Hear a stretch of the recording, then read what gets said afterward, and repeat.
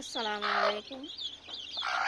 মুরগির বাচ্চা উঠছে, কিন্তু বাইরে বের করতে পারতেছি না, কারণ কোনো জায়গা নেই। তাই মানুষের পায়ের তলে পড়েই মারা গেছে। একটা মরে গেছে না। এখন এটার মধ্যে দিন বই রাতকে থাকি, রাত্রে হলে বারান্দায় নিয়ে থাকি।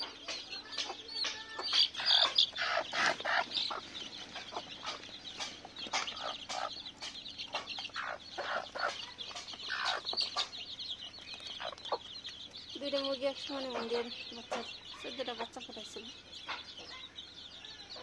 13টা আছে।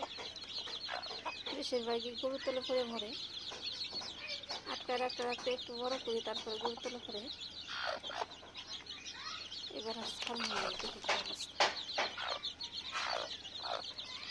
ধন্যবাদ সবাইকে আমাদের ভিডিওটা দেখার।